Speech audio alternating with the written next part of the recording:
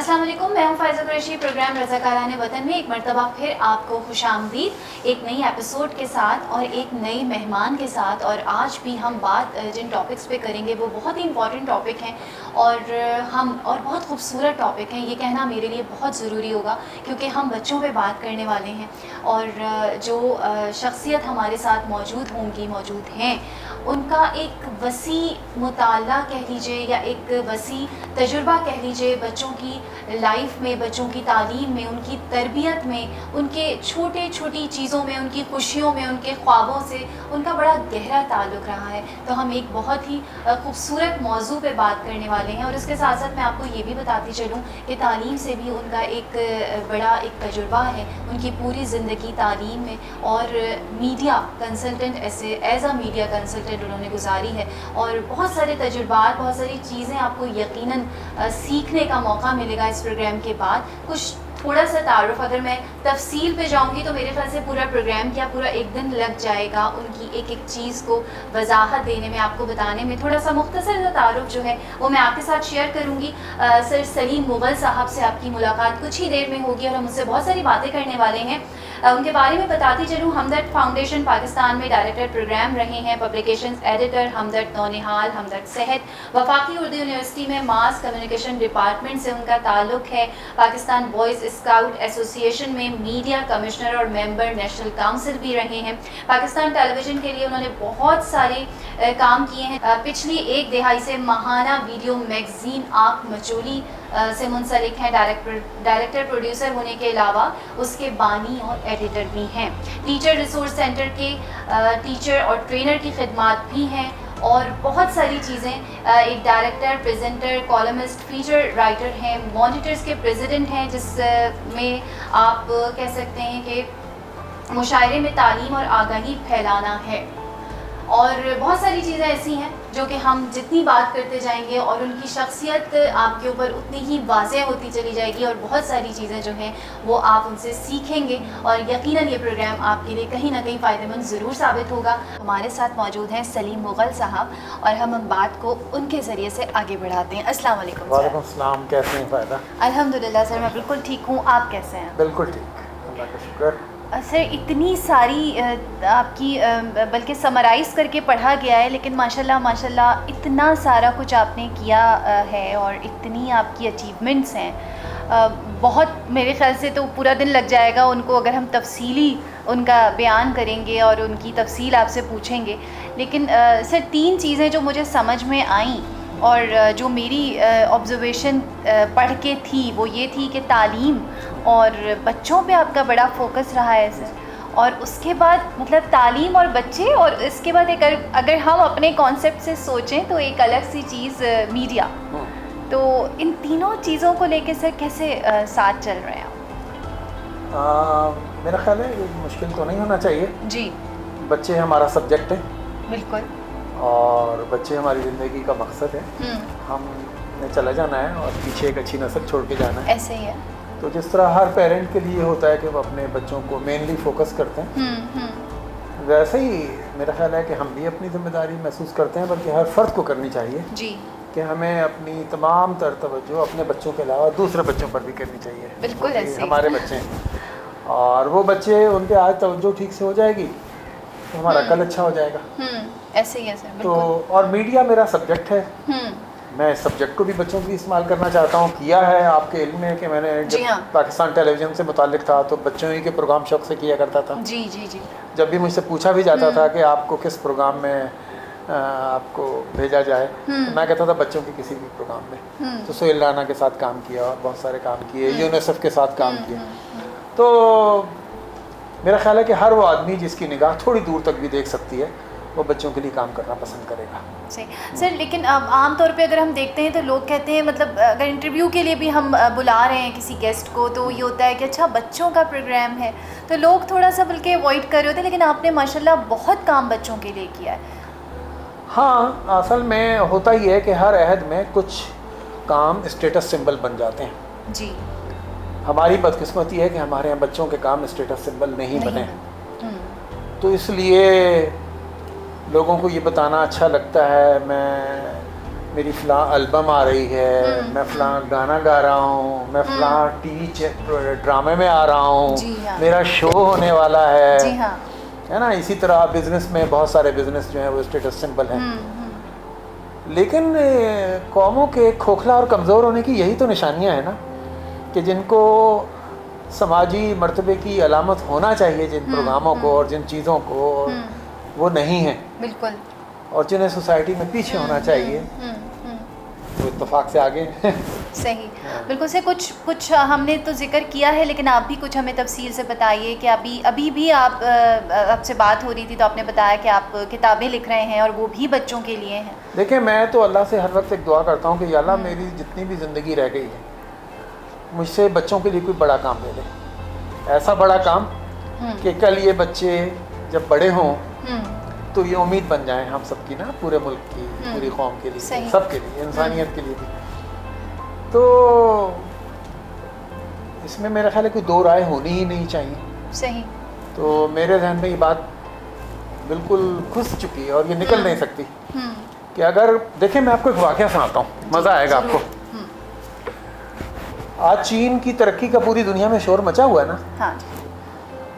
तो जमीलुद्दीन आली साहब जब हयात थे जी, मेरी उनसे बहुत अच्छी एक अक़ीदत वाला ताल्लुक़ था। तो एक दिन मुझे वो बताने लगे कि मैं भुट्टो साहब के साथ चीन गया था। अच्छा। और हमें कहा गया था कि जब माओ ज़ेतुंग आएंगे तो आप उनसे सिर्फ हाथ मिलाइएगा, कोई सवाल नहीं कीजिएगा। सही।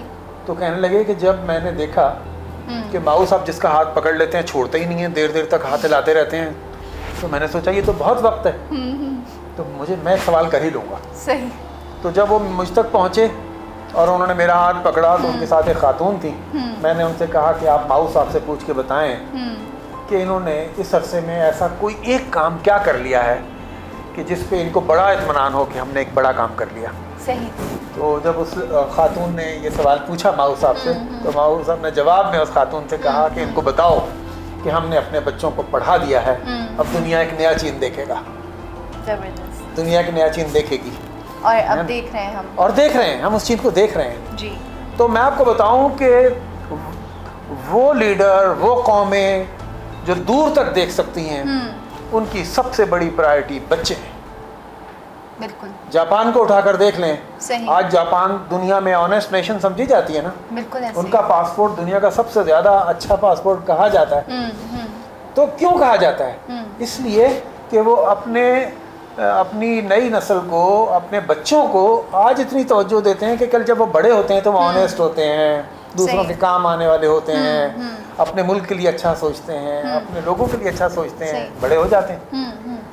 तो ये काश ये नुक्ता कोई समझ सके। तो हमारे यहाँ तो हुकूमतें और वज़रा और हुक्मरान नहीं समझते इस बात को, उनकी प्रायोरिटीज़ भी दूसरी हैं। तो बहुत तकलीफ दे बात है। बिल्कुल। लेकिन मेरी चूंकि ये बात समझ में आ गई है हकीम सईद की तरह या कुछ और लोगों की तरह, मुझे ये तो नहीं पता कि मैं कोई बड़ा काम कर पाऊंगा या नहीं, लेकिन हाँ, मैं अपना हिस्सा ज़रूर डाल के जाऊंगा। बिल्कुल सर, बहुत ज़बरदस्त बात है। और सर, पहले के बच्चे जो है वो नौनिहाल पढ़ते थे और इंतज़ार रहता था बड़ा हमको कि अब ख़त्म हो गया है, हम 2 दिन में वो रिसाला ख़त्म हो जाया करता था और उसके बाद बड़ी बेचैनी से उसके अगले एडिशन का हमें इंतज़ार होता था। अब वो माहौल नहीं है सर, क्या वजूहात है? देखें, आपको मैं एक बात बताऊं, मेरा ख्याल है कि हर अहद के बाद जब दूसरा अहद आता है तो वो तब्दील होता है। कभी तेज़ी से तब्दील होता है, कभी आहिस्ता होता है, लेकिन होता है। हम जिस अहद में रह रहे हैं ये बहुत स्पीड से तब्दील होने वाला अहद है। इसमें कंप्यूटर और आईटी और टेलीफोन ऐप्स और इस पूरी टेक्नोलॉजी ने एक पूरे सिनेरियो को बदल के रख दिया। तो जब पूरा मंजरनामा बदल गया, उसके तकाजे बदल गए। कल तक हम किताबें रिसाले पढ़ते थे, अब बच्चे फ़ोन पे और टेलीविज़न स्क्रीन पर जाकर बहुत कुछ देखना चाहते हैं। तो नौनिहाल अपने अहद का बहुत अच्छा पर्चा था, नस्लों ने इससे इस्तेफादा किया। सही। ठीक है ना। और आज तक जो पेरेंट्स हैं बड़ी उम्र के, उनसे पूछें, वो कहेंगे हमने नौनिहाल पढ़ा था। बिल्कुल। लेकिन हमने फिर बदलते हुए अहद की डिमांड्स को पूरा नहीं किया। मैं गुज़श्ता माह तक, थोड़ा सा अर्सा पहले तक मैं नौनिहाल का एडिटर था और हमने कोशिश की चेंजेस लाने की उसमें, और अब उसमें चेंजेस आ गई हैं। इस महीने से जो पर्चा आएगा आप देखिएगा वो काफ़ी इम्प्रूव्ड और बेहतर पर्चा होगा। अच्छा। वो लगेगा आपको नया अहद का पर्चा है। सही। और मेरी दुआ है कि ये पर्चा अल्लाह करे वो काम करे जो हकीम सईद साहब का मिशन था, और करेगा ज़रूर। लेकिन मैंने आपको बताया जिस दिन बच्चे हमारी तरजीह बन जाएंगे उस दिन हमारा मंजरनामा भी बदल जाएगा पूरा। सही। ठीक है ना। उस दिन फिर हमारे शोबों में बहुत सी तब्दीलियां आ जाएंगी, और फिर आपके बच्चों की ग्रोथ बहुत अच्छी होगी। फिर जब मेच्योर एज में पहुंचेंगे तो फिर ये अपने रिजल्ट देना शुरू करेंगे। बिल्कुल। है ना। एक दफ़ा मैं हकीम सईद साहब के साथ उनके स्कूल विजिट करने गया। सही। तो जब कर लिया, शुरू बहुत पुरानी बात है, स्कूल नए नए बने थे उनके, तो मुझसे कहने लगे कहो कैसा लगा हमारा प्रोजेक्ट। तो मैंने कहा सर अच्छा तो लगा, लेकिन इसका सही जवाब आने में 20 साल तो लगेंगे सर। तो मुस्कुरा दिए और मेरी बात उन्होंने पिक कर ली। मैं ये कहना चाह रहा था जब यहाँ की प्रोडक्ट निकलेगी और ये फील्ड में आएगी तब पता चलेगा आपका स्कूल कैसा था। सही है ना। बिल्कुल बिल्कुल ऐसे। तो जाहिर है वो ऐसा ही है कि अगर आज हमारी प्रोडक्ट ठीक से बनना शुरू होगी, आज हमारे इदारे अच्छे होंगे, तो हम 20-25 साल बाद के लिए कोई प्रोडक्शन दे सकते हैं कि हाँ अब हमें होप हो गई है। माओ साहब की तरह हम भी कहेंगे हाँ, हमारे बच्चे पढ़ गए हैं, अब दुनिया एक नया पाकिस्तान देखेगी इंशाल्लाह।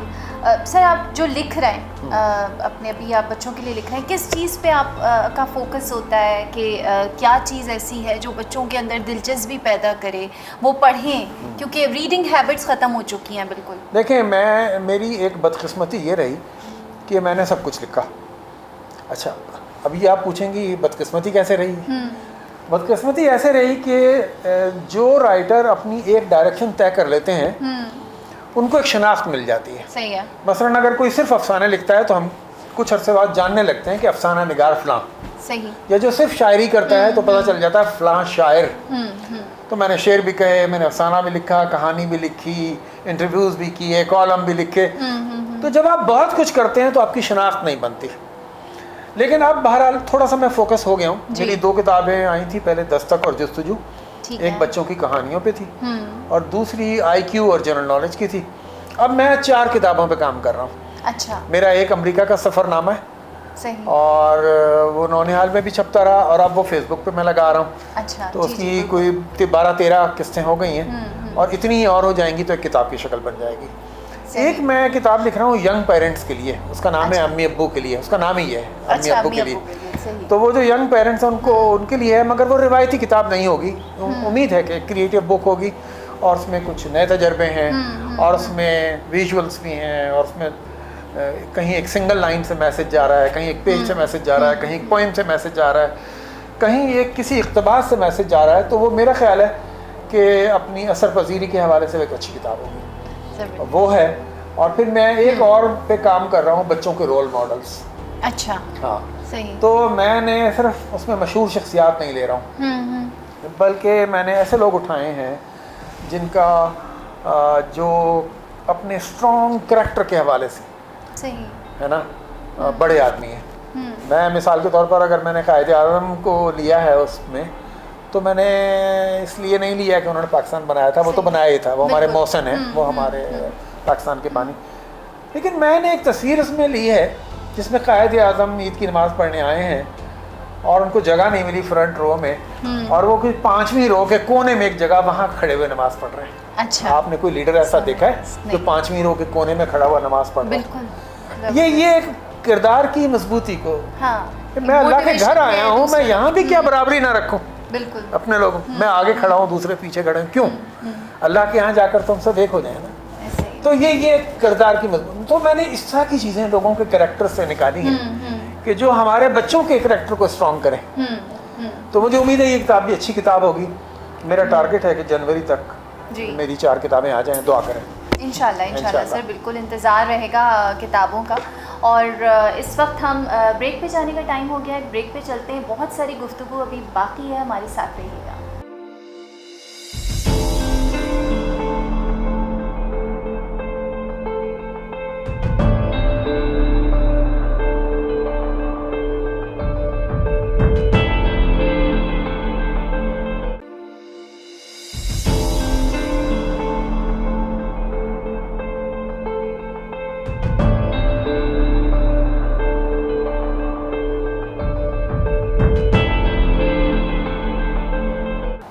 वेलकम बैक जी, वापस आ चुके हैं हम अपने ब्रेक से और सलीम मुग़ल साहब हमारे साथ मौजूद हैं और बहुत मज़ेदार सी गुफ्तगू चल रही है। मज़ेदार सी मैंने इसलिए कहा कि क्योंकि हम बच्चों की बात कर रहे हैं तो उसमें बड़ी मोहब्बत और एक फ़न और एक दिलचस्पी, हर चीज़ जो है वो एक लफ्ज़ है जो बच्चा और उसमें मौजूद होती है। क्यों सर?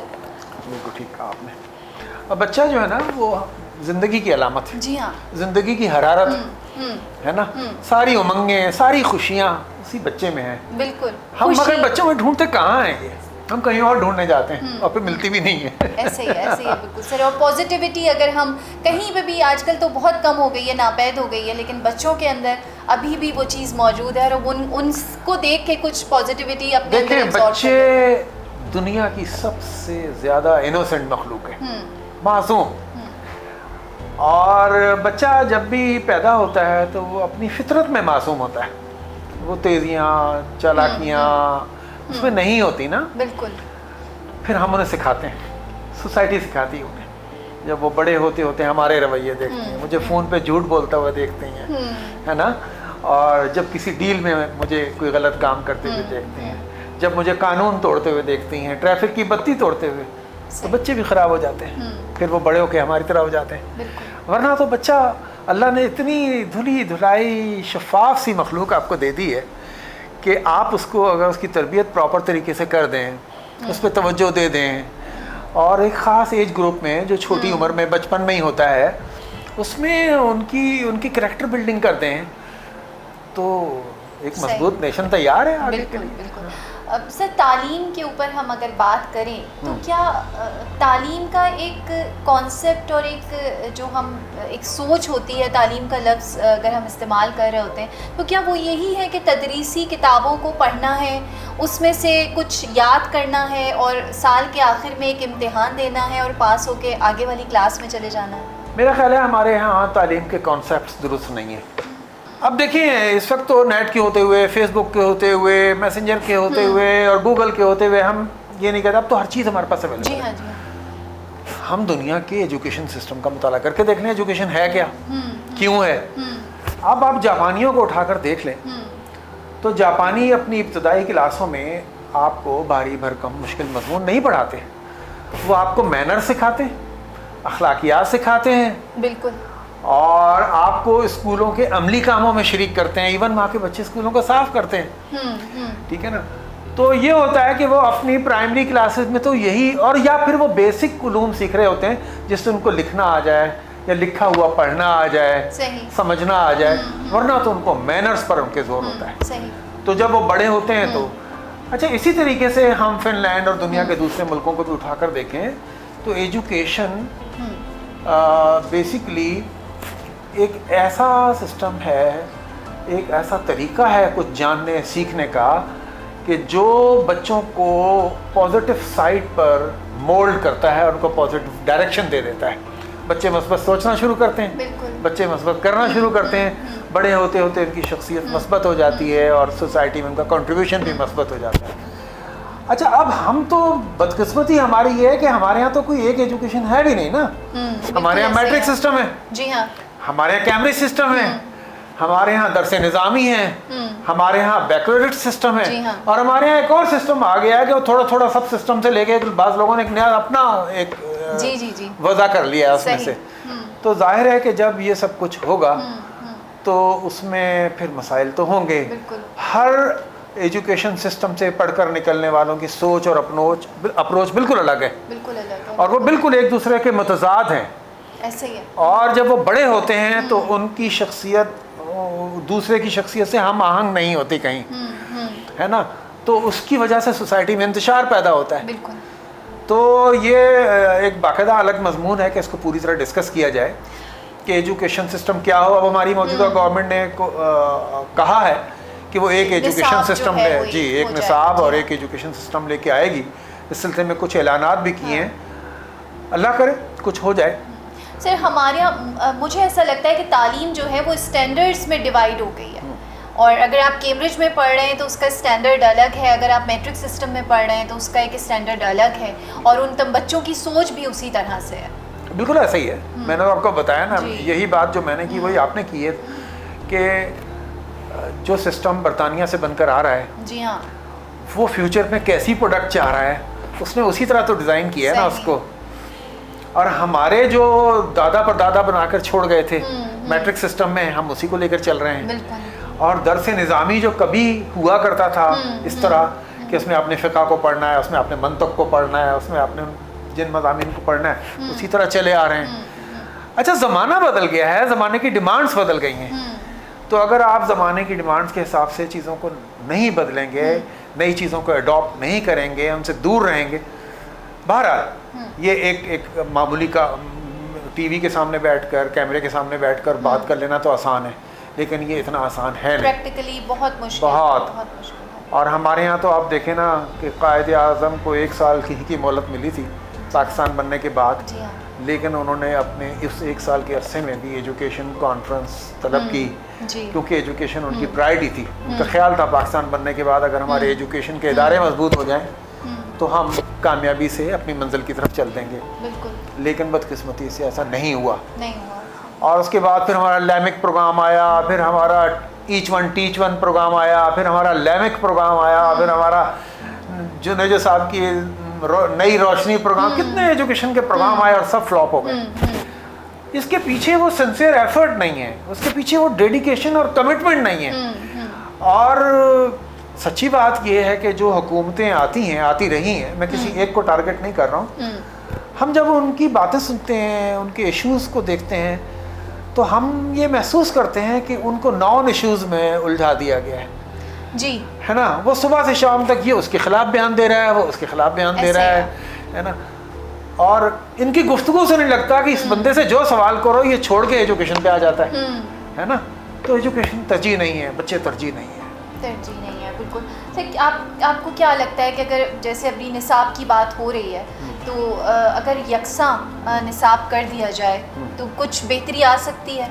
देखिए, यकसा होना तो ज़रूरी है, लेकिन सिर्फ यकसा नहीं, मौजू भी। इसमें 2 चीज़ें, यकसा और मौजू। सही। एक नज़रियाती ममलकत को किस तरह के निसाब की ज़रूरत है, उसकी करैक्टर बिल्डिंग के लिए हमें क्या क्या चीज़ें उसमें डालनी हैं, ये सारी चीज़ें जब तक वाज़े नहीं होंगी, सिर्फ एक निसाब होना भी काफ़ी नहीं है। आप पूरे बरतानवी निसाब को नाफिज कर दें, कैमरे सिस्टम को, तो कैमरे सिस्टम भी हमारी ज़रूरतें तो पूरी नहीं करता। बिल्कुल। तो आपको दुनिया भर के निसाब का मुताला करके, तजर्बात का मुताला करके अपना निसाब तरतीब देना पड़ेगा, और वो ऐसा हो कि आपकी ज़रूरतों को भी पूरा करे और नई दुनिया के साथ चलने वाला भी हो। तो एक काम है, बड़ा काम है, और मौजू मेरे ख्याल से जैसे आपने अभी बताया कि मौजू का होना बहुत ज़रूरी है। जी बिल्कुल। और उससे पहले कि अदब बच्चों को सिखाया जाए, जो कि अब हमारी नई जनरेशन में से ख़त्म होता जा रहा है, ये सारी चीज़ें मेरे ख्याल से बहुत ज़रूरी हैं। एक तालीमी जो निसाब है उसके मेयारी होने के बाद, मेरा तो अपना ख्याल है कि मेयारी तालीम अगर आप शुरू कर देते हैं तो आपकी बहुत सारी वरीज़ ख़त्म हो जाएंगी। आपका एजुकेशन सिस्टम, आपकी दर्सगाहों का एनवायरनमेंट, आपका टीचर आपको बहुत कुछ दे देंगे, आपकी वरीज़ ख़त्म हो जाएंगी। आखिर दुनिया में ऐसे मुल्क हैं ना जहाँ दे रहे हैं लोग, ये ज़रूरी है। और सर, पहले मेरे ख्याल से हमारी कहानियों में ही इतना अदब और इतनी तालीम होती थी कि हम आधा तो उसी से सीख जाया करते। नहीं, फ़ायदा बात ये थी कि पहले घर तरबियती इदारा हुआ करते थे। जी हाँ। ठीक है, तो जो कमी कजी कहीं से रह भी जाती थी, स्कूल से रह गई, टीचर से कहीं से भी रह गई, उसको माँ बाप पूरी करते थे, उस पर नज़र रखते थे, उसे अच्छे बुरे को समझाते थे, उसकी लाइफ में डिसिप्लिन लाते थे। बदकिस्मती से अब ऐसा नहीं रहा, और अब मजबूरी हो गई है कि मुआशी जो दौड़ है ना, उसने घर के हर फर्द को कहीं ना कहीं किसी काम पे लगा दिया है। बेगम भी काम पे जा रही हैं, तो मियाँ भी काम पे जा रहे हैं, तो बच्चे भी काम पे जा रहे हैं। तो जो इदारा था, तरबियती इदारा, वो टूट गया है। सही है ना। और बहुत से समझदार लोग उसे बचाने की कोशिश कर रहे हैं, और अपनी इन मजबूरियों और मसाइल के बावजूद कोशिश करते हैं अपने बच्चों को वक्त दें, उनकी तरबियत करें, उनकी करैक्टर बिल्डिंग पे तवज्जो दें। बिल्कुल। लेकिन ये मान लें कि घर जो कभी तरबियती इदारा होता था वो डैमेज हुआ है, और काफ़ी बुरी तरह डैमेज हुआ है। बिल्कुल सर, उसके पीछे बहुत सारे फैक्टर्स हैं, और हम इन फैक्टर्स पे भी बात करेंगे। हमारे साथ रहिएगा, विल बी राइट बैक।